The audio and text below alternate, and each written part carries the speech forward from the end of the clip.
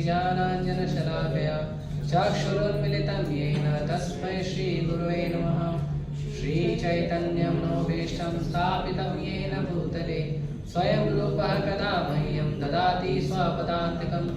वन्देऽहं श्रीगुरो श्रीतापतिकमलं श्रीगुरुं वैष्णवांश्च श्रीरूपं साग्रजातं सहगण रघुनाथान्वितं तं सजीवं साद्वैतं सावधूतं परिजनसहितं कृष्णचैतन्यदेवं श्रीराधा कृष्णपादान् सहगण ललिता श्रीविशाखान्तांश्च।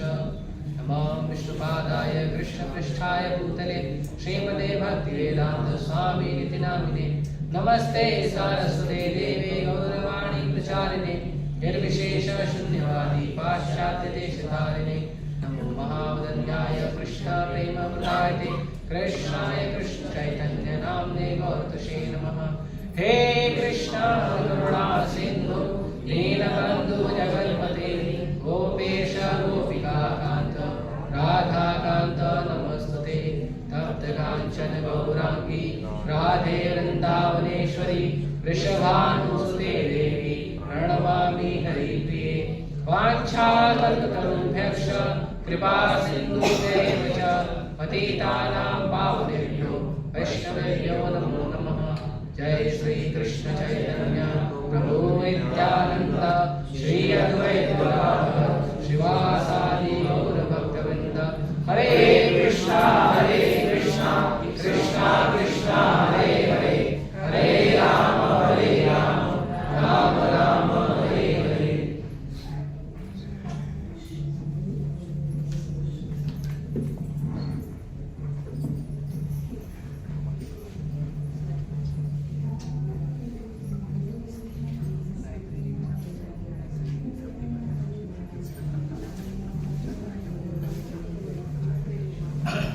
हरे कृष्णा। आप सभी का स्वागत है हमारे साप्ताहिक सत्संग कार्यक्रम भक्ति वर्धनम। भगवान से प्रार्थना करते हैं आप सबकी भक्ति बढ़े और आप लोग प्रार्थना करें मेरी बढ़े, है ना? करेंगे ना पंडित जी? करेंगे नहीं करेंगे? धन्यवाद। प्रभुपाद जी का मैं आज सुबह एक सुविचार पढ़ रहा था, कोट। तो प्रभुपाद जी उसमें कहते हैं कि आपका मेरे लिए जो निवेदन है कि मैं सभी भक्तों के लिए उनकी भक्ति में बढ़ोतरी के लिए प्रार्थना करूं, ये बहुत अच्छा है।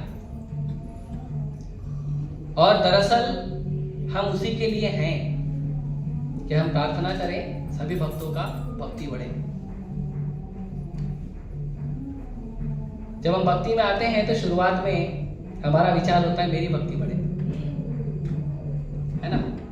मेरा भक्ति बढ़े, मेरा नाम रुचि बढ़े, मेरा हरे कृष्ण, मेरा नाम रुचि बढ़े, मेरा भक्ति बढ़े, मेरा शास्त्रों में अध्ययन बढ़े, मुझे समझ में आए। लेकिन जब भक्ति में हम धीरे धीरे प्रगति करते हुए आगे बढ़ते हैं तो फिर मेरा से हमारा होना चाहिए, हमारा बढ़े। हम अकेले नहीं हैं, सबके साथ में है। अकेले भक्ति थोड़ी करना है। अकेले किससे भक्ति होती है? अकेले भक्ति करना अच्छी बात नहीं है। कई बार लोग कहते हैं कि हम घर में माला जप लेंगे, घर में शास्त्र पढ़ लेंगे, घर में ही आपका YouTube चालू करो, Zoom चालू करो, लेक्चर सुन लेंगे, बढ़िया भक्त एकदम घर में ही बन जाएंगे। घर में ही चारों धाम है, हमारे जाने की जरूरत ही नहीं। भगवान ने बनाया टाइम पास के लिए, हमारे तो घर में ही है। भगवान ने टाइम पास के लिए बनाया। भारत में 4 धाम, हमारे घर में 4 धाम, हमको कहीं जाने की जरूरत।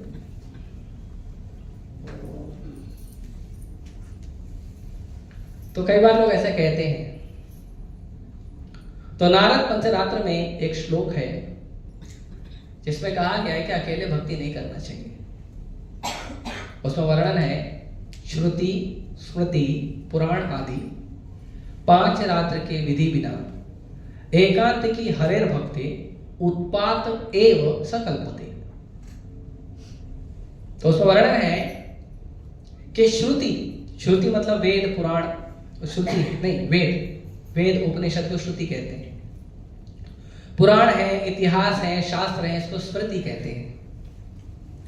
तो जो वेद है, जो पुराण है आदि, और भी कई सारे ग्रंथ लिखे हैं वेदव्यास जी ने, तो वेद पुराण आदि, तो श्रुति स्मृति पुराण आदि, और एक ग्रंथ है 5 रात्र की, नारद पंचरात्र, 5 रात्र की विधि विना। ये जितने भी शास्त्र हमें दिए गए हैं, चाहे वेद हो, चाहे वेद की शाखाएं हो, चाहे वेदों के आधार पे जो पुराण लिखे गए हों, कथाएं लिखी गई हैं, या जो इतिहास है महाभारत रामायण, या उनके आधार पे जो ग्रंथ लिखे गए हैं, या जो नारद पंचरात्र है जिसमें भक्ति की सर्वोत्तम विधि का वर्णन है, भक्ति के अद्भुत शक्ति का वर्णन है, चाहे वो हो, तो कहते हैं उसके बिना, उसको नहीं पढ़कर, और एकांत की हरे भक्ति, और एक स्थान में बैठ के एकांत में अकेले सोच अपने आप को रख कर, और कोई सोचेगा मैं भक्ति कर लूंगा भगवान कृष्ण की, हरे भक्ति, भगवान कृष्ण की भक्ति कर लूंगा, तो कहते हैं उत्पात एवं सकल्पते। तो वो क्या करेगा, वो व्यक्ति केवल अपने जीवन में उत्पात उत्पन्न करेगा और कुछ नहीं करेगा। क्या करेगा बताएं? सीना चौड़ा करके घूमेगा, मैं बहुत बड़ा भक्त हूं, मैं बहुत बड़ा भक्त हूं, सीना चौड़ा करके घूमेगा। अरे तुमको क्या मालूम, तुम लोग पढ़ो शास्त्र, तुम लोग ज्ञान अर्जन करो। मैं ज्ञान लेने नहीं आया हूं, मैं भक्ति करने आया हूं। देखो मैं कितना अच्छा हरे कृष्ण मंत्र जप करता हूं, एक बार बैठता हूं तो 16 माला करके उठता हूं। तो तुम लोग को क्या समझ में आएगा जो मुझे समझ में आता है? तो कई बार लोग ऐसे कहते हैं, कभी आप गीता पढ़ेंगे, भागवत पढ़ेंगे, रामायण पढ़ेंगे, महाभारत पढ़ेंगे, तो कई बार आप देखेंगे लोग बोलते हैं हमको कि शास्त्र, हम शास्त्र पढ़ने आए हैं, अरे भक्ति करने आए हैं। हरिनाम से बड़ा है क्या?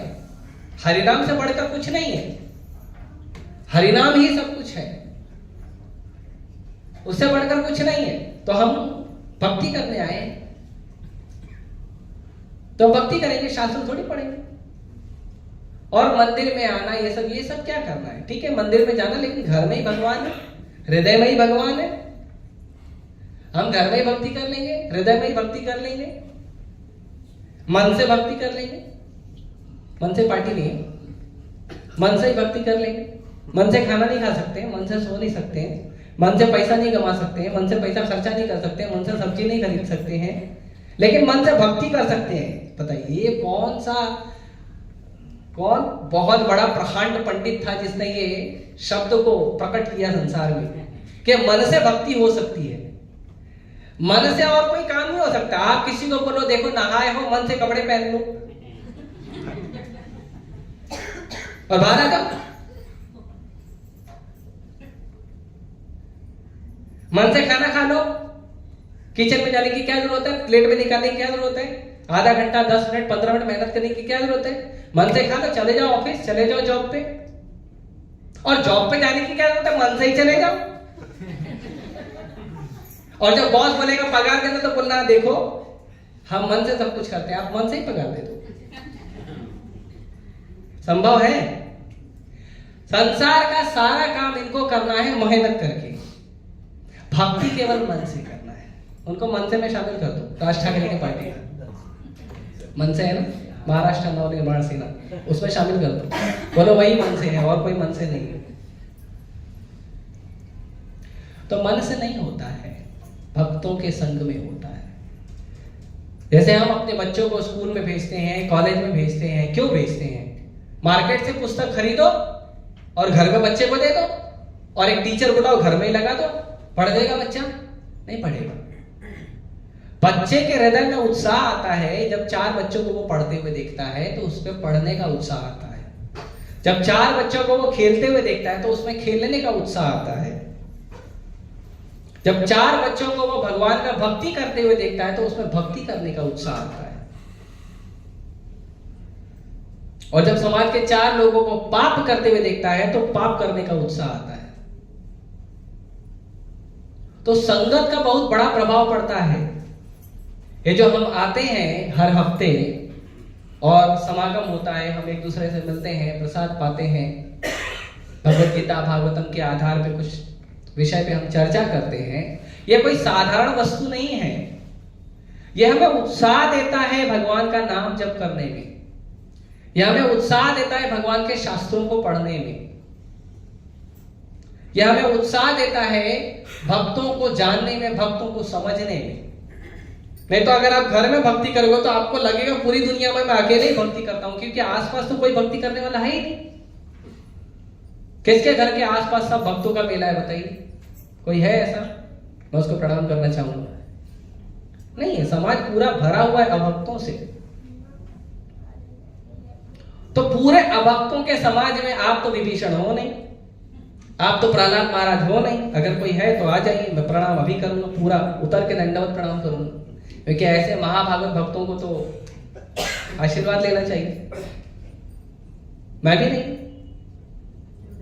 जब आप लोग आते हैं तो मेरा भी उत्साह बढ़ता है, देखो इतने सारे भक्त भक्ति कर रहे हैं, मुझे भी करना चाहिए, मुझे भी अपने जप में ध्यान देना चाहिए, शास्त्रों पे ध्यान देना चाहिए, मेरा भी उत्साह बढ़ता है। ऐसे नहीं है कि बाबा लोग मंदिर में बैठे हैं, ब्रह्मचारी लोग मंदिर में बैठे हैं, वो लोग तो अपना बहुत अच्छा भक्ति कर लेते हैं। नहीं, आप लोग आते हैं तो हमारा उत्साह बढ़ता है।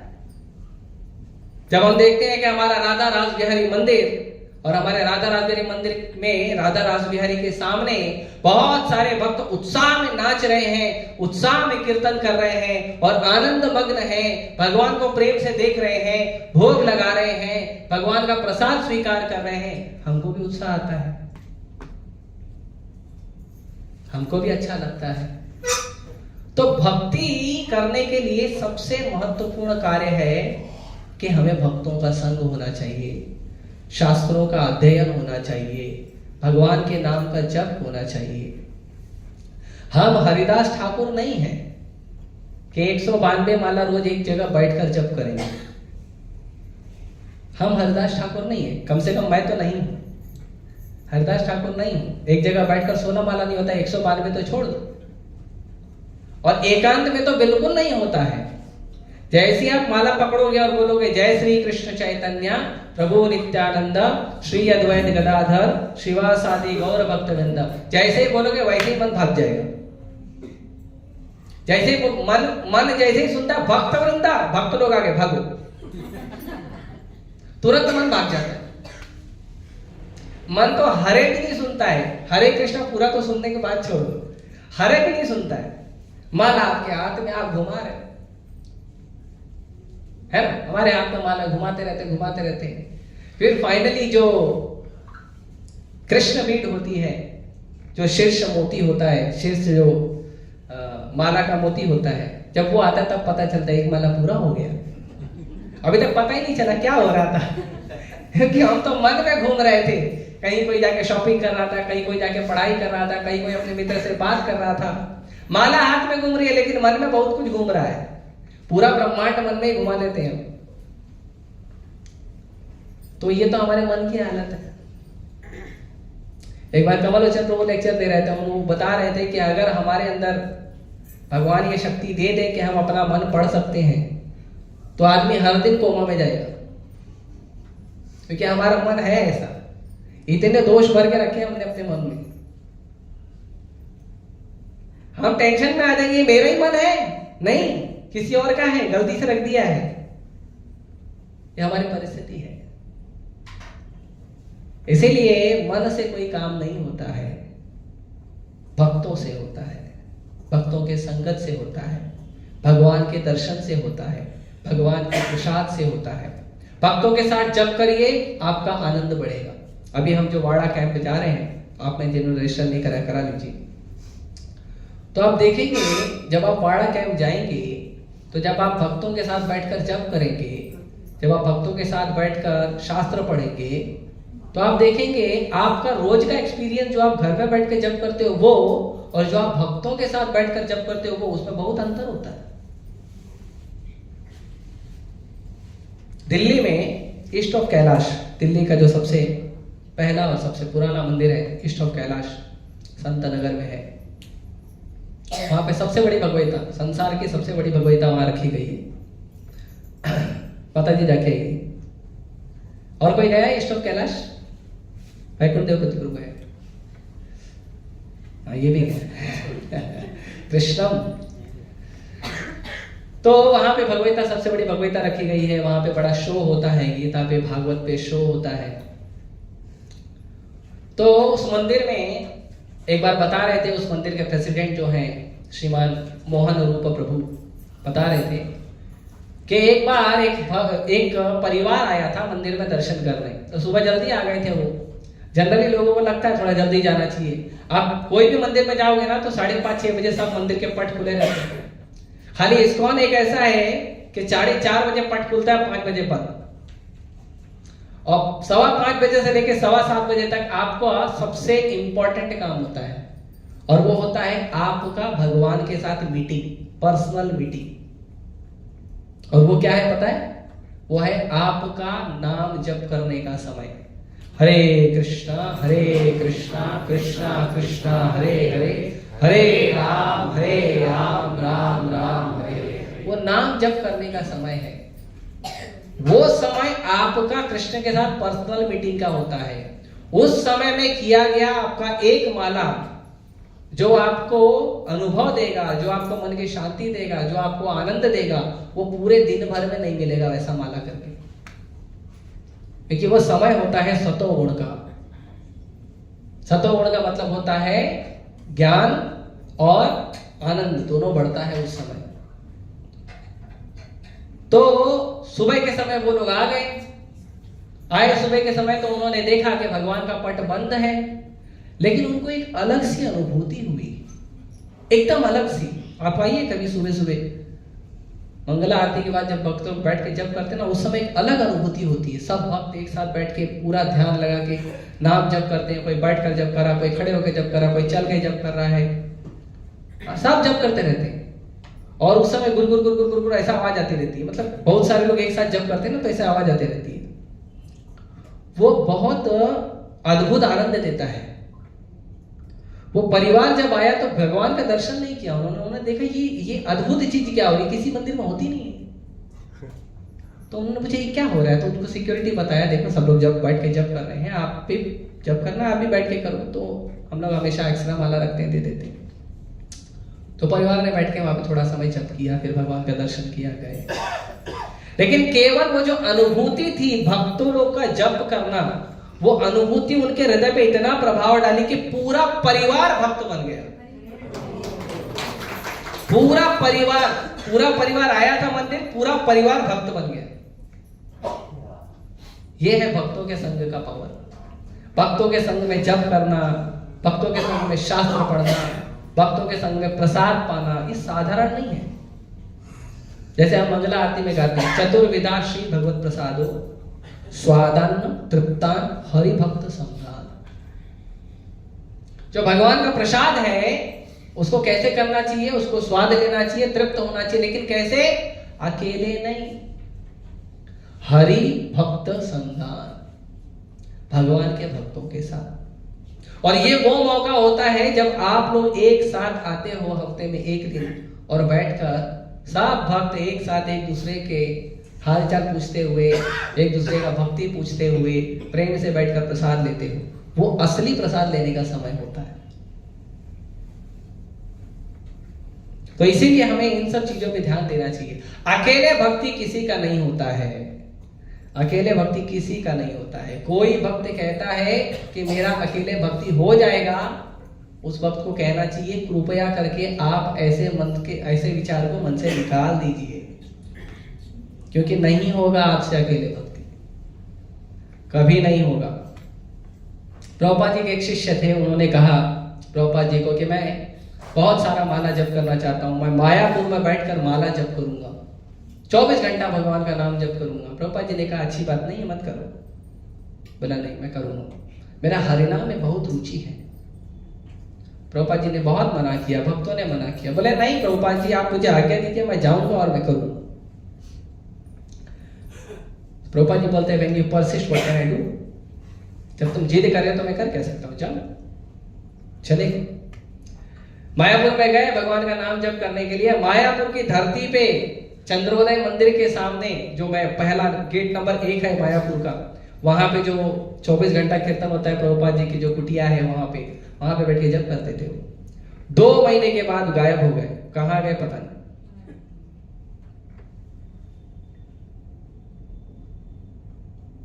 तो हमें समझना चाहिए कि अकेले के दम पर कुछ नहीं होता है, हमें उत्साह चाहिए, और वो उत्साह होगा भक्तों के साथ में मिलके। घर में कोई पूजा अर्चना करते हो, आपको कैसे पता आप सही कर रहे हो गलत कर रहे हो? भक्तों के साथ आओगे, पूछोगे, बताओगे, तब ना पता चलेगा। तो ये सारी चीजें भक्तों के संग में होती है, अकेले नहीं होती। इसलिए भक्तों का संग बहुत महत्वपूर्ण है, बहुत महत्वपूर्ण है। भगवान के जितने भी उन्नत भक्त हुए हैं, उन्होंने भगवान से कभी कोई आशीर्वाद मांगा है तो एक ही आशीर्वाद मांगा, भगवान आपकी कथा का श्रवण और कीर्तन आपके भक्तों के संग में होना चाहिए, ऐसा आशीर्वाद दीजिए। और कुछ आशीर्वाद नहीं मांगा उन्होंने, और कुछ आशीर्वाद नहीं चाहिए भगवान, आपके भक्तों का संग चाहिए और कुछ नहीं चाहिए। प्रहलाद महाराज कहते हैं जब तक संसार की सारी जीवात्मा का उद्धार नहीं हो जाता मैं तब तक धरती पे रहना चाहता हूं। जब सब लोग चले जाएंगे तब मैं आऊंगा। मतलब प्रहलाद महाराज हम लोग का वेट कर रहे हैं, ध्यान रखो। जब हम लोग का उद्धार होगा तो प्रहलाद महाराज भी साथ में आएंगे, नहीं तो हमारे वैसे वो यहीं पे धरती पे ही रहेंगे। उनको तो कोई फर्क नहीं पड़ता, वो तो नित्य शुद्ध भक्त हैं, वो तो हर समय नरसिंह देव का जो दर्शन करते रहते हैं। लेकिन हमको फर्क पड़ जाएगा, हमको जल्दी जाना चाहिए। तो जब भगवान नरसिंह देव ने पूछा बोलो आशीर्वाद क्या चाहिए, तो भौतिक रूप से एक आशीर्वाद उन्होंने मांगा कि मेरे पिताजी ने आपका बहुत अपराध किया है, तो मेरे पिताजी को आप माफ कर देना, उनको मुक्ति दे देना। तो भगवान बोले डोंट वरी, जिस घर में आपके जैसा पुत्र पैदा होता है, महाभागवत भक्त पैदा होता है, उस घर की 21 पीढ़ी का उद्धार पहले ही हो जाता है, मांगने की जरूरत नहीं है, पहले ही उद्धार हो गया। दूसरा कुछ बोलो। तो प्रहलाद महाराज ने कहा प्रभु आपके भक्त और मेरे गुरु का मैं हमेशा संग कर पाऊं, ऐसा मुझे आशीर्वाद दीजिए। ये प्रहलाद महाराज ने कहा। प्रहलाद महाराज 12 महाजन में से एक हैं, भगवान के शुद्ध भक्त हैं, महाभागवत हैं, तो साधारण नहीं है। तो बहुत महत्वपूर्ण है भक्तों का संग, भक्तों के संग में भक्ति, भक्तों के संग में नाम जप, शास्त्र पढ़ना, प्रसाद लेना, नाचना, गाना, खेलना, कूदना, यही है। और जब आप आओगे तब आपको पता चलेगा कि भक्तों का भी कोई परिवार होता है, नहीं तो लगेगा मेरा ही परिवार होता है, मेरा मम्मी, मेरा पापा, मेरा भाई, मेरा बहन, मेरा बच्चा, मेरा बेटी, सब मेरा मेरा मेरा मेरा में लगे रहेंगे। मेरा घर, मेरा गाड़ी, मेरा बिल्डिंग, मेरी चौल, मेरा एरिया, इसमें लगे रहेंगे। पता ही नहीं चलेगा कि एक ऐसा भी परिवार है जिसमें आप ज्यादा आनंद में रह सकते हो, जिसमें आपको ज्यादा आनंद आएगा, भक्ति का आनंद आएगा। वो भी एक परिवार है आपके लिए, और वो है international society for Krishna consciousness, ISKCON। ये वो परिवार है, पूरा भक्ति का इतना बड़ा परिवार है कि यहां पे आपको भक्ति का संग मिलेगा। तो इस भक्ति के परिवार में हमेशा आना चाहिए। आप हफ्ते के 6 दिन अपने उस घर में रहिए जिसको हम इस शरीर के आधार पे अपना घर, अपना भाई बहन, माँ बाप बोलते हैं, उसमें रहिए, उसमें कोई मनाही नहीं है। 6 दिन और करीब करीब 18 से 20 घंटे वहीं रहिए आप, लेकिन 4 से 5 घंटे के लिए आपका ट्रैवलिंग प्लस 2 घंटे का यहाँ पे प्रसाद और कीर्तन, उसके लिए यहाँ पे आ जाइए। हफ्ते में 3 से 4 घंटे आपके भक्ति के परिवार में आइए। और प्रभुपाद जी ने यह परिवार बनाया है जिसमें हम सब सुखपूर्वक आनंद से रह सकते हैं। इसीलिए कुछ बुद्धिमान लोग होते हैं जो बोलते हैं कि भक्ति के परिवार मेरे को परमानेंट रहना है, वो इस तरफ आ जाते हैं और ऐसा कपड़ा स्वीकार कर लेते हैं। तो आप में से जिनकी इच्छा है आ सकते हैं, ओपन ऑफर सबके लिए, ठीक है। तो ये जो international society for Krishna consciousness है, ये क्या है? ये है आपको कृष्ण के बारे में ज्ञान देने के लिए, कृष्ण के नाम के बारे में बताने के लिए, कृष्ण के रूप के बारे में बताने के लिए, कृष्ण के सौंदर्य के बारे में बताने के लिए, कृष्ण की लीलाओं के बारे में बताने के लिए, कृष्ण की माधुरी के बारे में बताने के लिए, कृष्ण के धाम के बारे में बताने के लिए, आपका कृष्ण से क्या संबंध है यह बताने के लिए इस सोसाइटी का निर्माण हुआ है। इस्कॉन विदेशी संस्था नहीं है पैसे भेजने वाली। और किसी को लगता है तो कम से कम आज आप पैसा दे दो, आपका मनी ट्रांसफर करवा देंगे विदेश में।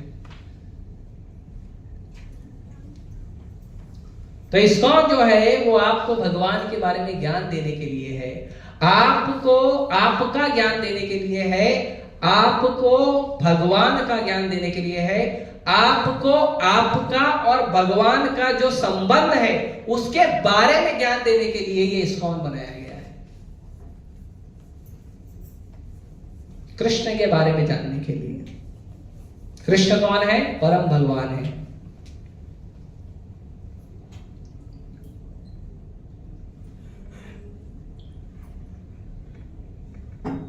कृष्ण परम भगवान है, कैसे पता चलेगा? कोई भी चीज होती है तो उसका एक टेस्टिंग मेजरमेंट होता है ना। तो कृष्ण भगवान है, कैसे पता चलेगा? कैसे पता चलेगा कृष्ण भगवान है? बताइए, कोई बताएगा? आपको क्यों लगता है कृष्ण भगवान है? परफेक्ट है। परफेक्ट है। आपको कैसे पता चला कृष्ण परफेक्ट है? शास्त्रों के अनुसार। ठीक है, शास्त्रों से पता चला कृष्ण परफेक्ट है, इसके लिए भगवान है। और जो 6 ऐश्वर्यों से पूर्ण है। गुड, वेरी गुड, ये आंसर होना चाहिए। कृष्ण 6 ऐश्वर्यों से परिपूर्ण है और कृष्ण में ये जो 6 ऐश्वर्य हैं ये कंप्लीट है। मतलब ऐसा नहीं है कि कृष्ण में ये जो 6 ऐश्वर्य है ये सबसे ज्यादा है, नहीं। सबसे ज्यादा हो गए मतलब मेरे पास ज्यादा है, किसी और के पास उससे कम है, मतलब टोटल मेरे पास नहीं है। मेरे पास भी है, दूसरे के पास भी है, तो वो टोटल नहीं है ना। संपूर्ण का मतलब है कि जो मेरे पास है, जो आपके पास है, वो भी मेरा ही है। जो मेरे पास है और जो आपके पास है वो भी मेरा ही है, वो कंप्लीट है। कृष्ण के पास जो संपत्ति है और सृष्टि में जो जीवों के पास संपत्ति है, वो जीवों की संपत्ति भी कृष्ण की संपत्ति है और जो जीव है वो भी कृष्ण की संपत्ति है। तो ऐसे 6 ऐश्वर्य प्रमुख हैं, 6 ऐश्वर्य प्रमुख हैं, जिनको पता है एक एक करके बता सकते हैं। बताइए। पहला सुंदर। Krishna is most beautiful. Krishna सबसे सुंदर हैं। कितने सुंदर हैं? No limit.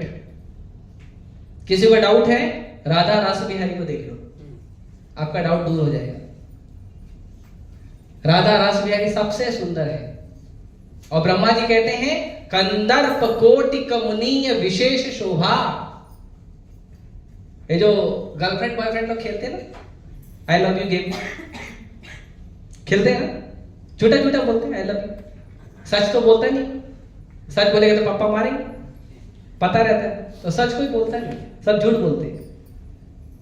आपस में खेल लेते थोड़ा, है ना। आप देखेंगे अभी फरवरी के महीने में,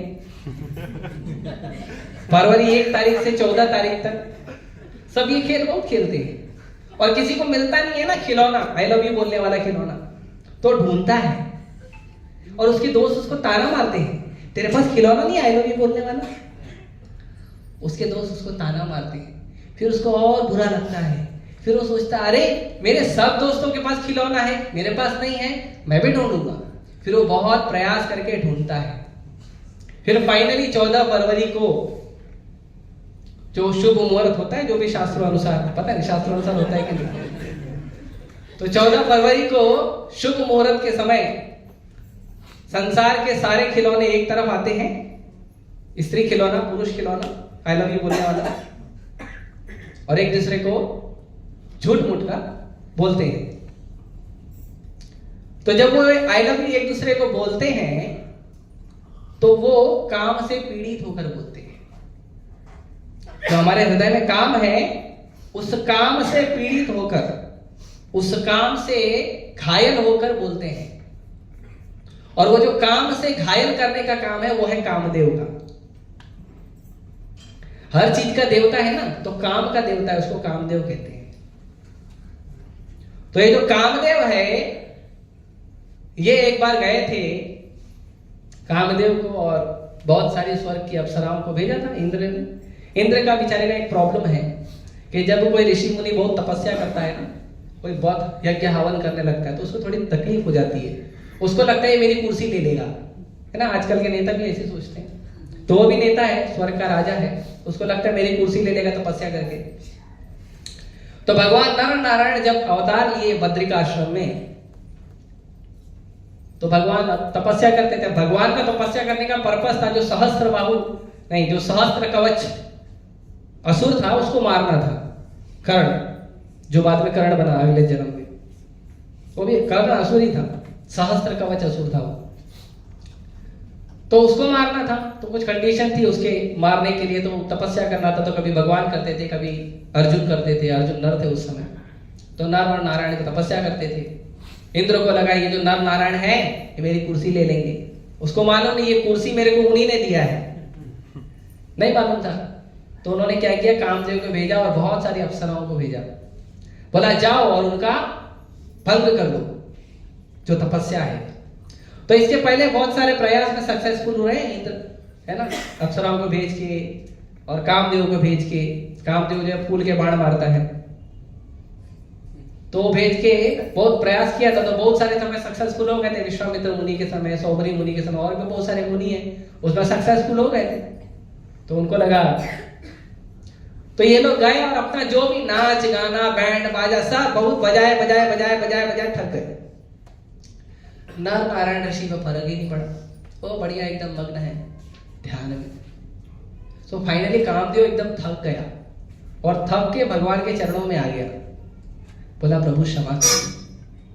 मालूम है क्यों चरणों में आके बैठा?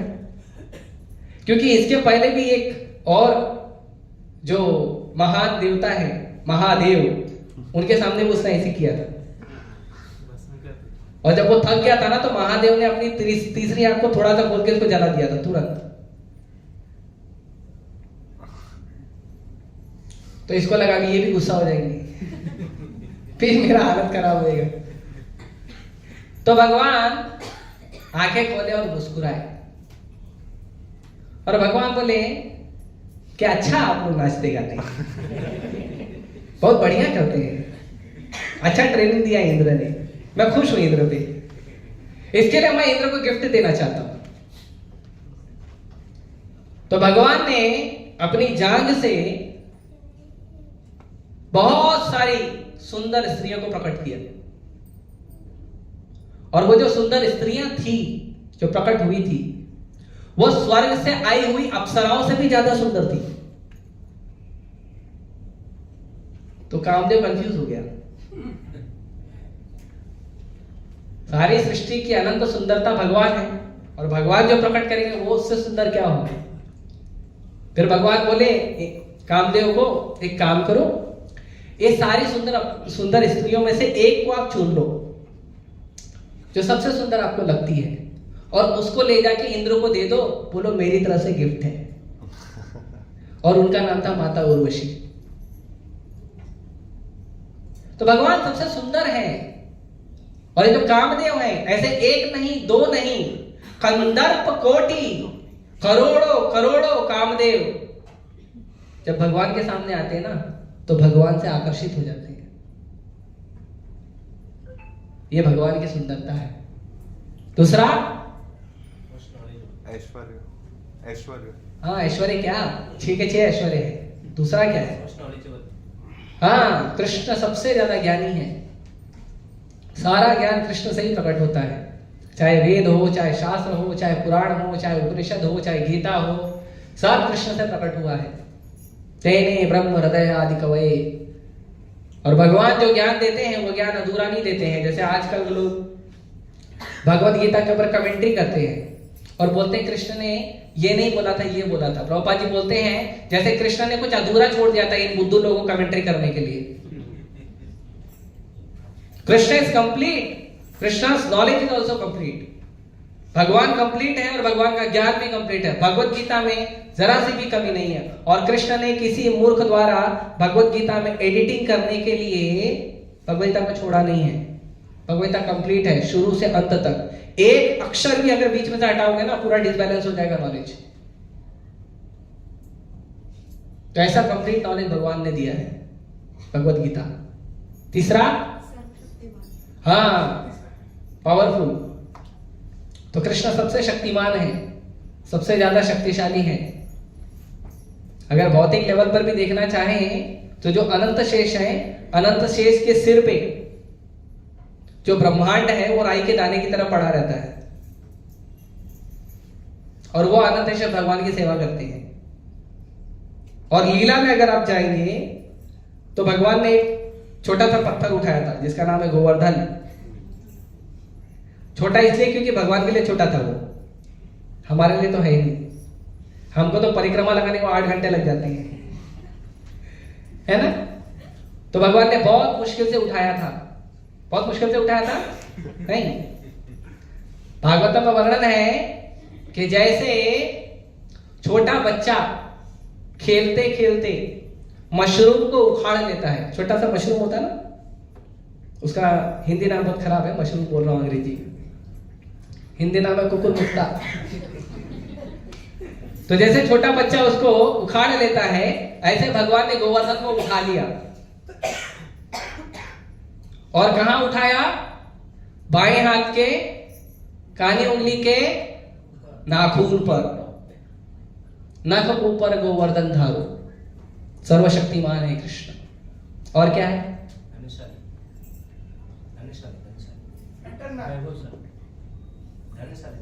हाँ, श्री। तो कृष्ण के पास बहुत सारा धन है। पता है कितना धन है? कृष्ण की पत्नी का नाम है माता लक्ष्मी। इतना धन है। सारे देवी देवता माता लक्ष्मी का एक तिरछी नजर का कटाक्ष देखने के लिए कि माता जी देख लेंगे ना तो मेरा कुबेर का खजाना भर जाएगा, वो देखने के लिए लक्ष्मी माता का वेट करते हैं। और जो लक्ष्मी माता है वो 1 नहीं, 2 नहीं, 3 नहीं, लक्ष्मी सहस्त्र शत समुद्र में सेव्यमानम। हजारों हजारों लक्ष्मी झाड़ू लेके खड़े रहती है। गोलोक वृंदावन में झाड़ू क्यों लेके खड़े रहती है? क्योंकि गोलोक वृंदावन में झाड़ू मारने की जरूरत नहीं, हमेशा साफ रहता है।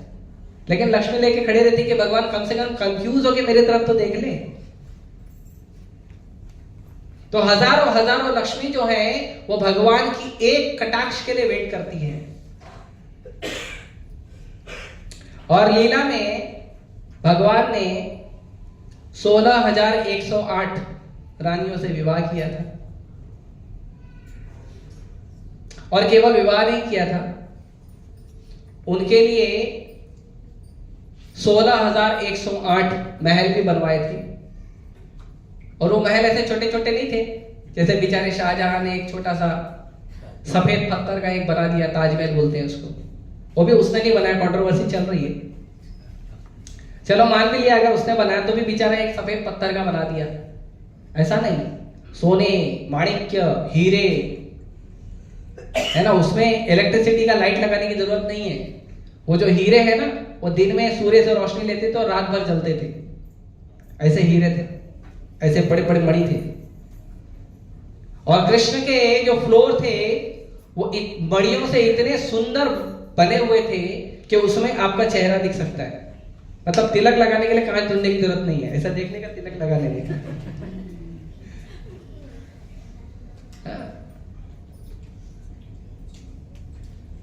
और उससे भी बड़ी बात कि 16,108 पत्नियों को कृष्ण खुश रखते थे। यहां इंसान को एक इम्पॉसिबल है, इसके लिए ब्रह्मचारी बन जाते हैं। ये भाई एक ही नहीं संभलती है, तुम संभालो, हमको तो जाने दो। लेकिन कृष्ण खुश रखते थे। तो कृष्ण का धन इतना ज्यादा है और क्या है? एटर्नल, जिनका अंत नहीं, एटर्नल। शाश्वत नहीं। रिनंसिएशन, त्याग, कृष्ण का त्याग। संसार में बहुत सारी चीजें हैं, सब लोग अपना अपना नाम लिख कर रखते हैं। हमारा दरवाजा है, उस पर भी नाम लिखते हैं। कई लोगों को मैं देखा अपने पेन के ऊपर, अपने कॉपी के ऊपर, हर जगह अपना नाम लिख के रखते हैं। कृष्ण ने इतनी बड़ी सृष्टि दी, कहीं कृष्ण का नाम लिखा ही नहीं। इसीलिए नास्तिक लोग बोलते हैं ना, ये तो सब प्रकृति से चलता है। प्रकृति पे कृष्ण अपना नाम लिख दिए होते तो पता चलता ना कृष्ण का है। लेकिन इतने परफेक्ट तरीके से ये प्रकृति कार्य करती है कि हमको स्वीकार करना चाहिए कि प्रकृति किसी के अंडर में कार्य कर रही है, किसी के मार्गदर्शन में कार्य कर रही है। और भगवान भगवद गीता में कहते हैं, मया दक्षिण प्रकृति सूयते सचराचरम। ये प्रकृति मेरे अध्यक्षता में कार्य करती है। 1 बज गया, बताइए। यश, हाँ, most famous Krishna most famous personality है। चाहे कोई भक्त हो, चाहे अभक्त हो, चाहे देवता हो, चाहे असुर हो, सबको पता है कृष्ण कौन है। Most famous personality Krishna. लोग नकल भी करना चाहते तो कृष्ण की करते हैं, राम तो कोई करता नहीं है। मर्यादा में रहेगा कौन, है ना। नरसिंह वरा का तो इम्पॉसिबल है, उसके लिए गला ही चेंज करना पड़ेगा। लेकिन अगर कोशिश भी की जाए तो भी राम का कोई करता नहीं है। मनुष्य रूप में मर्यादा में रहना, पिताजी ने एक बार बोल दिया सो सुन लेना। अभी तो पिताजी को आजकल सुनना पड़ता है बच्चों का, है ना। आजकल बच्चे बोलते, पिताजी बोलते यस बॉस।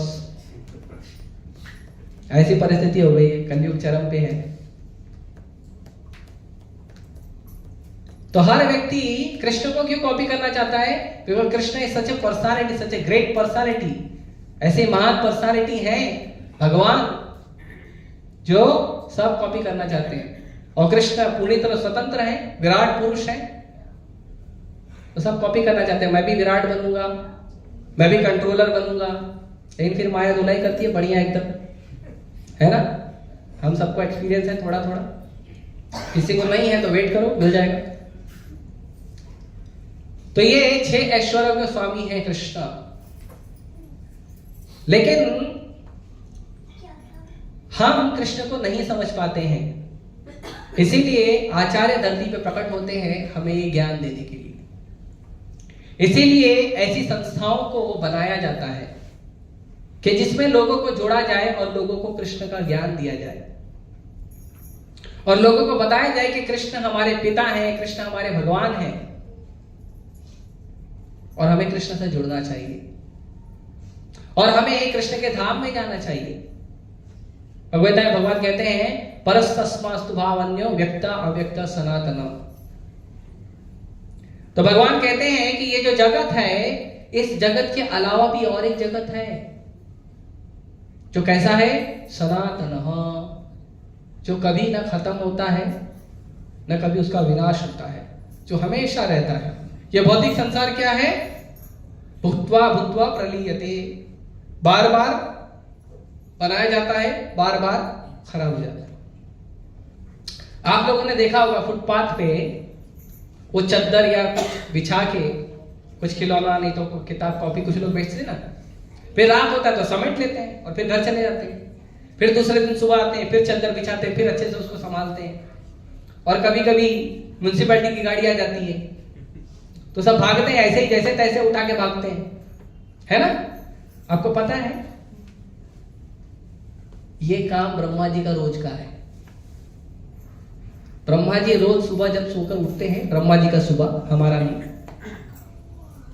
तो ब्रह्मा जी जब सुबह सोकर उठते हैं तो ब्रह्मा जी रोज सृष्टि करते हैं, रोज पूरा सृष्टि करते हैं। और ब्रह्मा जी जब सोने जाते हैं तो पूरा सृष्टि वापस से प्रलय में चले जाता है। उसको अर्ध प्रलय कहते हैं। धरती और कुछ लोग जो है वो प्रलय में चले जाते हैं, वो अर्ध प्रलय होता है। उसको एक कल्प कहते हैं। ब्रह्मा जी का 12 घंटा उसमें एक प्रलय होता है और वो प्रलय कब तक होता है? ब्रह्मा जी के दूसरे 12 घंटे तक होते रहता है। हमारी गणना के अनुसार 43 करोड़ साल ये सृष्टि रहती है, फिर प्रलय हो जाता है। और फिर 43 करोड़ साल तक प्रलय होते रहता है। फिर ब्रह्मा जी सुबह उठते सो के, है ना, अपना जो भी भजन है सुबह का, संध्या वंदन, हरे कृष्ण जप करना, गायत्री करना, भगवान का पूजा अर्चना करना, वो करते हैं। और फिर भगवान ब्रह्मा जी बनाना शुरू करते हैं पूरा सृष्टि को। और फिर सृष्टि चलती है ब्रह्मा जी के 12 घंटे। सेम वही काम जो सड़क पे चद्दर बिछा के काम करने वाले लोग होते हैं ना, रोज सजाते हैं, रोज लपेटो चलो घर पे।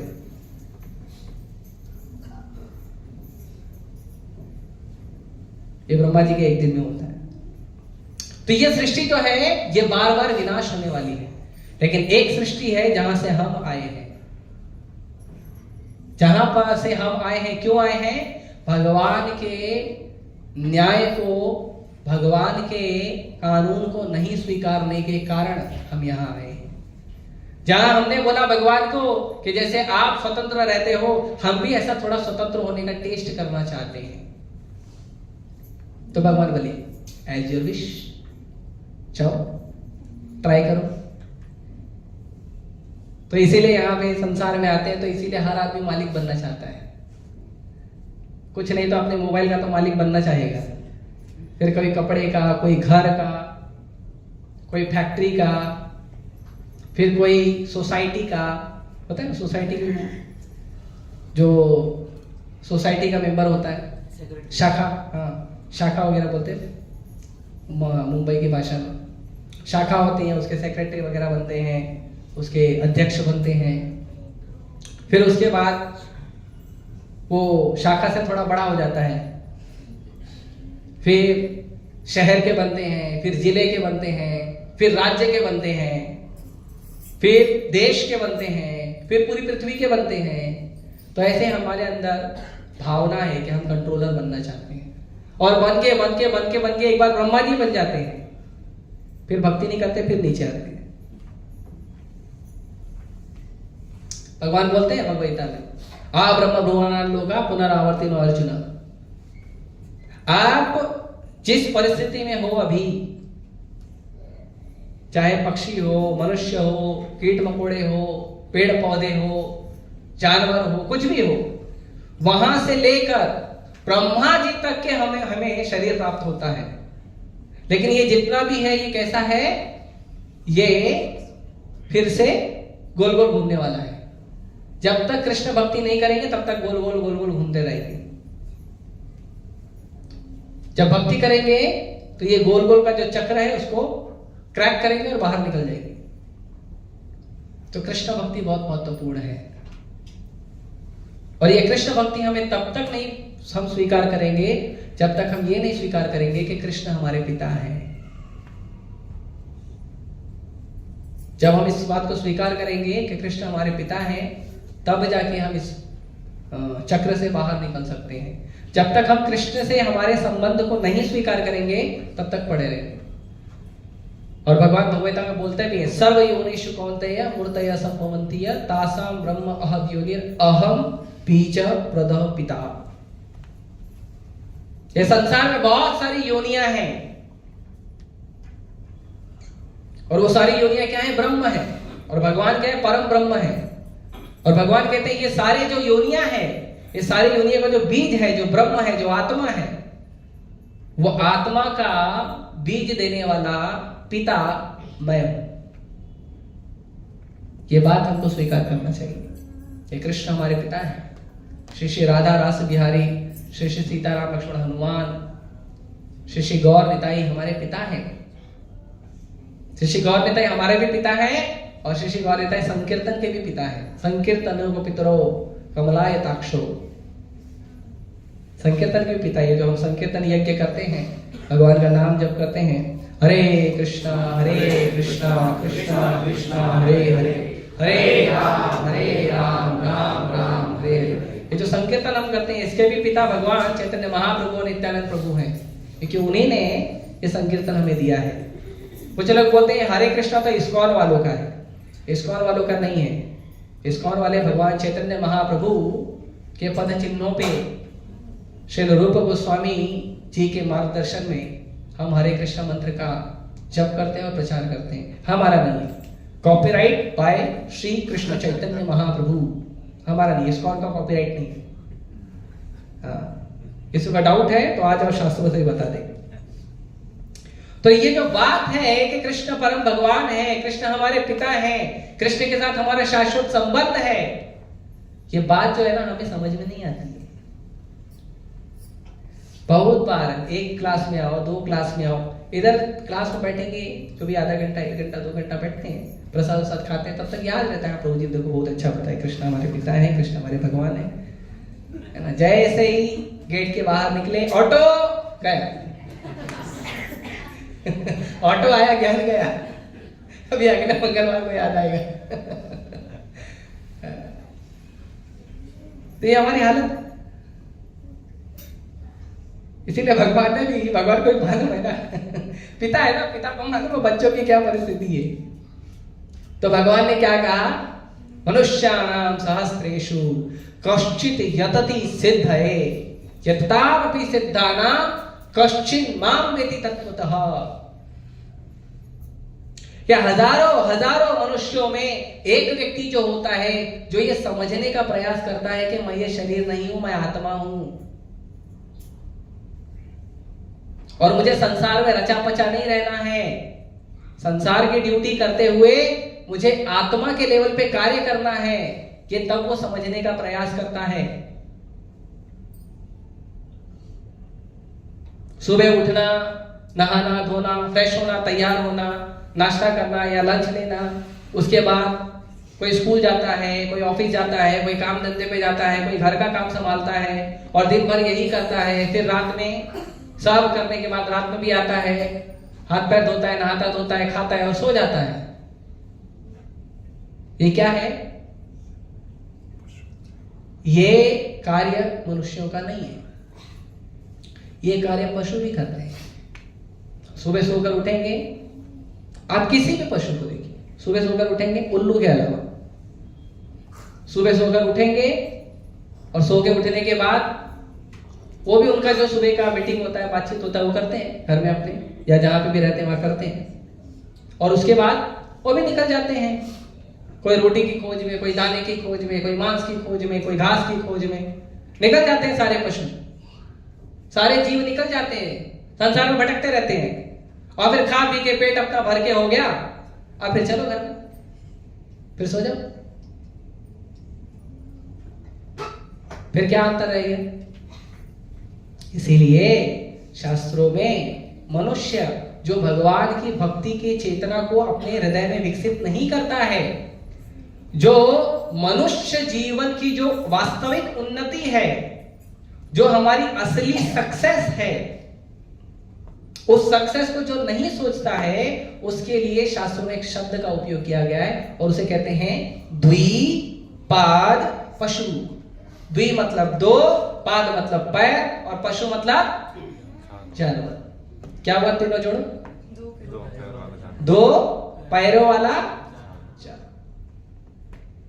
आहार निद्रा भय मैथुनम च सामान्यमेतत् पशुरे नराणम धर्मो हि तेषाम् अधिको विशेषो धर्मेण हीना पशुभिः समान। पशु क्या करता है? आहार निद्रा भय मैथुन, खाना खाएगा, सोएगा, अपनी सुरक्षा का प्रयास करेगा और परिवार बनाएगा, बस। मनुष्य भी अगर यही करेगा तो क्या होगा? सामान्यमेतत् पशुभिः नराणम। मनुष्य और पशु में ये दोनों चीज समान है। नहीं, हम मनुष्य हैं। क्या स्पेशल है मनुष्य होने का? मनुष्य होने का स्पेशल है धर्मो हि तेषो अधिको विशेषो। मनुष्य में क्या अधिक है? धर्म। कि मनुष्य जानने का प्रयास कर सकता है कि मैं आत्मा हूं, और आत्मा का धर्म है कृष्णेर नित्यदास। कृष्ण का दास बनना, कृष्ण का सेवक बनना, यह आत्मा का धर्म है। इसीलिए तो मस्जिद बना है, मंदिर बना है, चर्च बना है, गुरुद्वारा बना है, इसीलिए बना है ना। न कोई कुत्ता बिल्ली के लिए बना है, किसके लिए बना है? कहीं लिखा है रे कुत्तों का मंदिर? बकरी का मस्जिद कहीं लिखा है? किसके लिए बना है? मंदिर के आगे क्या लिखा रहता है? बताओ क्या लिखा रहता है? मंदिर में एंट्री करने के पहले कहीं एक बोर्ड देखा होगा, क्या लिखा रहता है? हाँ बोलो। सभी भक्तों का स्वागत। नहीं, अभी किसी ने बोला था, सुना मैंने। कृपया जूते यहाँ- चप्पल नहीं निकालो। चप्पल कौन पहनता है? चप्पल कौन पहनता है? मनुष्य। कॉमन सेंस है। तो हमारे लिए है ना, मनुष्यों के लिए, क्योंकि मनुष्यों में भगवान ने चेतना दी है कि आप भगवान को जान सकते हो। जानवरों में भी चेतना है, जानवरों में भी ज्ञान है, लेकिन वो जो स्पेशल ज्ञान है भगवान को जानने वाला, वो मनुष्यों को दिया है। ये पढ़ने लिखने की जो सुविधा दी है वो arts, commerce, science, engineering, medical के लिए नहीं दी है। वो तो नहीं भी पढ़ोगे तो पैसा आ जाएगा घर में। बहुत सारे नाना प्रकार के कार्य हैं। ये दिया है भगवान ने गुण हमें शास्त्र पढ़ने के लिए। पढ़ने के जो गुण हैं वो शास्त्र पढ़ने के लिए दिए हैं।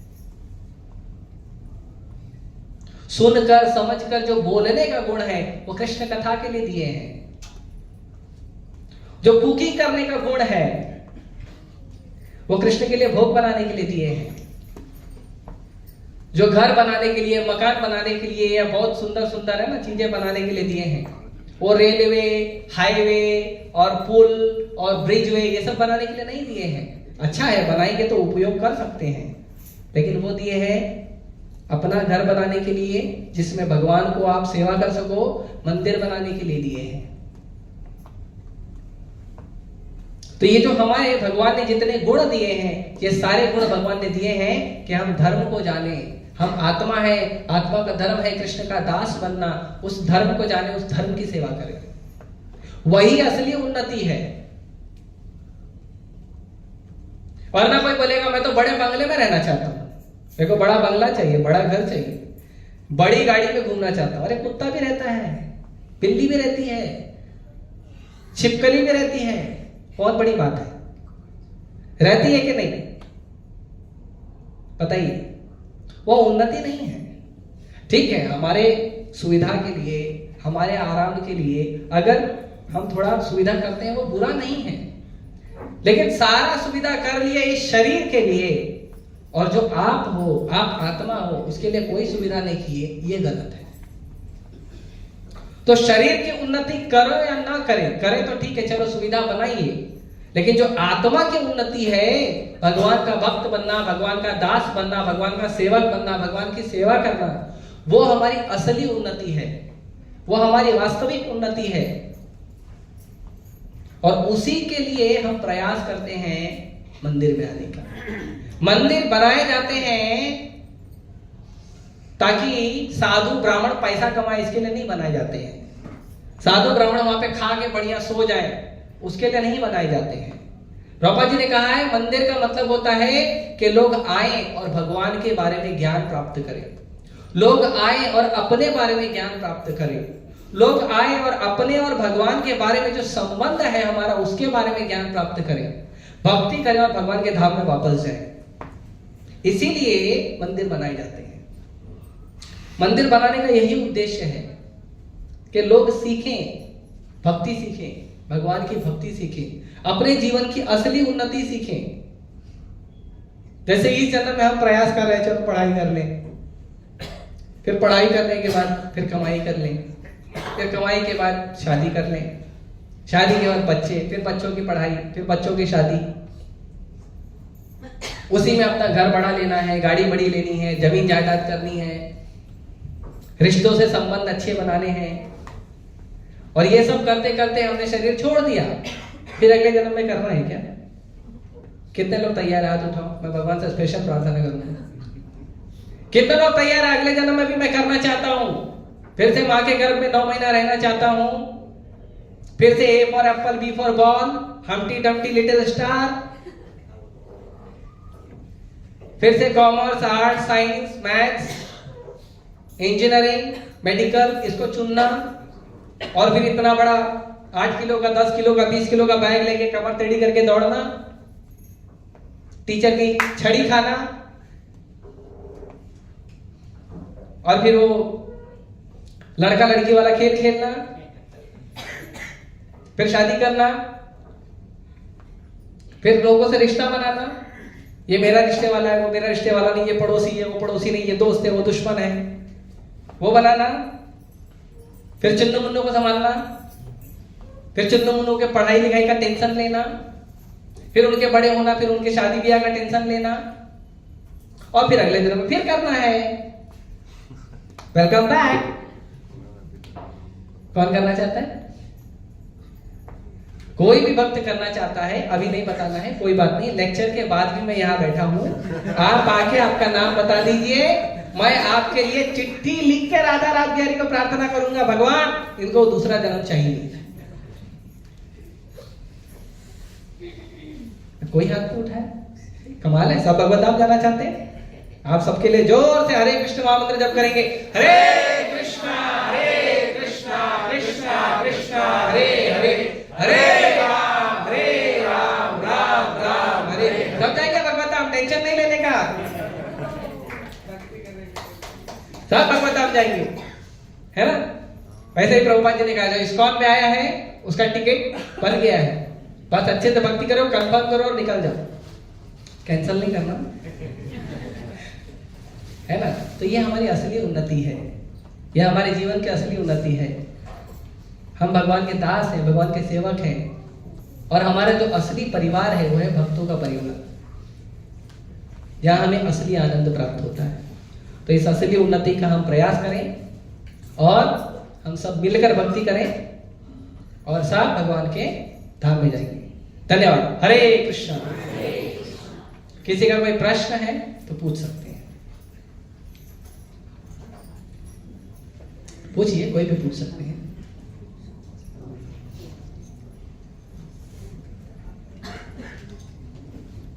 यस माता।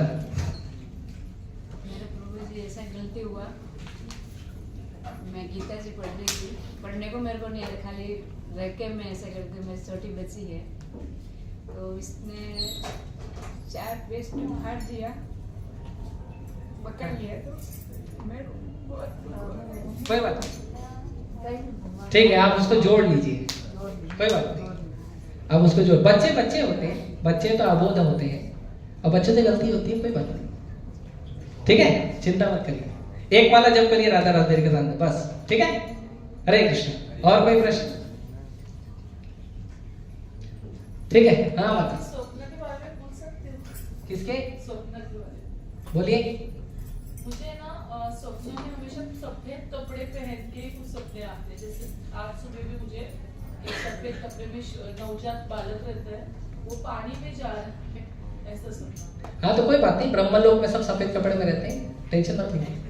वो ब्रह्मलोक के कोई भक्त आएंगे, चिंता मत करिए, भक्त है उनके सामने हरे कृष्ण जप करिए। किया मैंने तो। हाँ, बस ये टेंशन नहीं। कोई भी प्रॉब्लम हो, कोई भी तकलीफ हो, कोई भी परेशानी हो, क्या करना है?